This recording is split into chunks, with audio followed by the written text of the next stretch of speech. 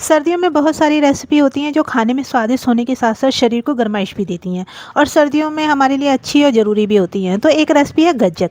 गज्जक के बहुत सारे वर्जन हैं। यहाँ मैं गज्जक की बर्फ़ी बना रही हूँ जो थोड़ी कंपैरेटिवली स्मूथ और मुंह में घुल जाने वाली होती है और घर में बहुत आसानी से बन जाती है। तो गज्जक की बर्फ़ी बनाने के लिए पहले तिल को रोस्ट कर लेते हैं। यहाँ मैंने 300 ग्राम तिल लिया है, जिसको अच्छे से साफ़ कर लिया है ताकि कोई कंकड़ वगैरह इसमें ना रहे। अब जितना तिल लिया है उतना ही हम गुड़ लेंगे, जिसको मैंने थोड़ा छोटा छोटा काट लिया है ताकि पिघलाने में ईजी हो जाए। तो यहाँ बराबर मात्रा में 300 ग्राम गुड़ और तिल से ये रेसिपी तैयार होगी। तो दोनों चीज़ें हमारी तैयार हो गई हैं। अब तिल लेंगे और पैन में डालकर इसको भूनना शुरू करेंगे। यहाँ एकदम लो फ्लेम में इसको भूनना है। 4 से 5 मिनट के लिए इसको लो फ्लेम में धीरे धीरे इसको भूनना है, जब तक तिल का कलर चेंज ना हो जाए और क्रैकलिंग की आवाज़ नहीं आने लगे। यहाँ एक बात इम्पॉर्टेंट है कि फ्लेम हाई या मीडियम नहीं, एकदम लो रखना है, वरना तिल ऊपर से ब्राउन हो जाएंगे और अंदर से कच्चा रह जाएगा। और इसको यहाँ पे ज़्यादा भी नहीं भूनना, वरना तिल अपना ऑयल छोड़ देंगे। तो लो मीडियम आंच पर लगातार धीरे धीरे हम इसको 4 से 5 मिनट भूनेंगे। यहाँ तिल हमारा अच्छे से ब्राउन हो गया है और क्रैकलिंग की आवाज़ भी आ गई है। तो अब प्लेट में इसको ठंडा होने के लिए रख देंगे। याद रखना है कि ठंडा होने पर ही इसे ग्राइंड करना है, वरना जार में ही तिल अपना ऑयल छोड़ देंगे। तो ठंडा होने के बाद पल्स मोड पर ही इसे हमें पीसना है। यहाँ पर थोड़े भुने हुए तिल मैंने अलग से निकाल लिया है, जिसे बर्फ़ी डेकोरेट करने के लिए हम बाद में यूज़ करेंगे।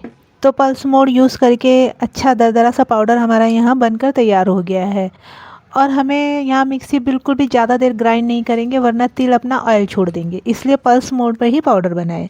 तो यहाँ हमारा अच्छा दरदरा सा पाउडर बनके तैयार हो गया। अब इसे एक बाउल में रख देंगे और इसको ठंडा होने देंगे। जब ये अच्छे से ठंडा होगा तब इसे यूज़ करेंगे।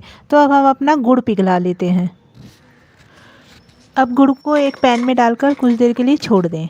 अभी इसको टच ना करें। जब गुड़ पिघलने लगे तब कड़छी या चम्मच से इसको हिलाना शुरू करेंगे।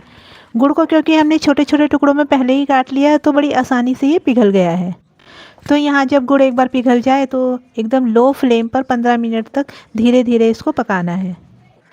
यहाँ याद रहे कि फ्लेम एकदम लो होना चाहिए, वरना गुड़ अच्छे से नहीं पकेगा। धीरे धीरे गुड़ का कलर चेंज होने लगा है।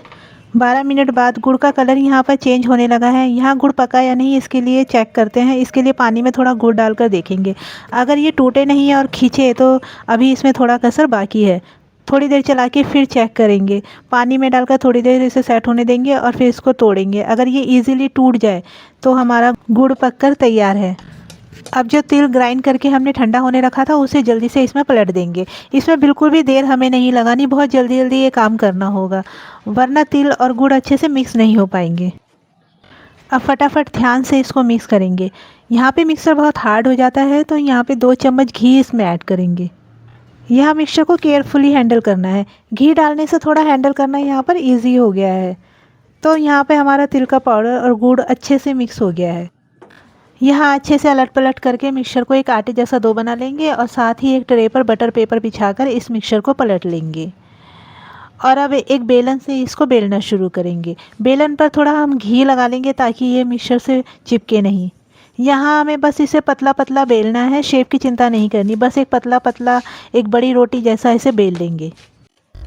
क्योंकि मिक्सचर थोड़ा हार्ड होता है तो इसे बेलना थोड़ा मुश्किल हो जाता है, लेकिन अगर गर्म रहते जल्दी जल्दी आप इसे बेलेंगे तो ये इजीली बेल जाएगा, इसलिए जल्दी जल्दी ये काम करना होगा। तो मिक्सचर को फैलाकर हमने यहाँ पतला पतला बेल लिया है। अब 20 मिनट सूखने के लिए इसे रेस्ट पर रख देंगे। सूखने के बाद इस तरह ये एक लकड़ी के बोर्ड जैसा दिखने लगेगा। अब जब हम मिक्सचर को बेल रहे थे तो एक कटोरी से इसको शेप देकर इससे गुड़ और तिल की पट्टी भी बना सकते थे, और इसे ऐसे खाने में भी ये बहुत टेस्टी लगती है। पर अब यहाँ हम क्योंकि बर्फ़ी बना रहे हैं तो इसे तोड़कर इसके छोटे छोटे टुकड़े कर लेंगे, और टुकड़े करने के बाद हमें इसे मिक्सी जार में पीसना है। तो अब तिल गुड़ की पट्टी के हमने छोटे छोटे टुकड़े कर लिए हैं और सबको एक जार में पीसेंगे। हम यहाँ पर 2 या 3 बैचेस में इसको पीसना शुरू करेंगे, लेकिन पीसने से पहले हमें यहाँ एक काम करना होगा। यहाँ पे कोई केक मोल्ड या कोई एक बॉक्स जिस पे बटर पेपर घी से ग्रीस करके रख लेंगे। तो जो पट्टी के टुकड़े हमने किए थे उनको ग्राइंड करके फाइन पाउडर यहाँ बना दिया है। यहाँ भी याद रखना है कि हमें ज़्यादा ग्राइंड नहीं करना, पल्स मोड पर ही इसे पीसना है। अब पीसने के बाद एक बाउल में इसको हम पलट लेंगे। 2-3 बैचेस में हम ये काम कर सकते हैं। तो बर्फ़ी के लिए अच्छा फ़ाइन पाउडर बन के हमारा तैयार हो गया है। अब यहीं पर हम 3 चम्मच देसी घी इसमें ऐड करेंगे। देसी घी ऐड करने से इसकी बाइंडिंग करना आसान हो जाएगा। और अब हाथों से इसको अच्छे से मिक्स कर लेंगे। अब आटे में जिस तरह हम मोइन लगाते हैं ना, वैसे ही इसको मिक्स करेंगे जब तक हाथों से दबाने पर इस तरह ये बाइंड ना हो जाए और तोड़ने पर इजीली टूट जाए। तो मिक्सचर तो हमारा बनकर तैयार हो गया। अब जो बॉक्स हमने तैयार किया था ना, उसमें सारा मिक्सचर पलट देंगे और चम्मच से इसको इक्वली फैलाएंगे। चम्मच से चारों तरफ फैलाकर इसको अच्छे से एकसार करेंगे। यहाँ मिक्सचर को दबाने के लिए मैंने ये आलू मैशर लिया है। इससे मिक्सचर को दबा दबा कर एक प्लेन सरफेस बनाएंगे। इसको हमें अच्छे से ठोक ठोक कर सुनिश्चित करना है कि मिक्सचर में अंदर बिल्कुल हवा नहीं रहे और बर्फ़ी हमारी अच्छे से बाइंड हो सके।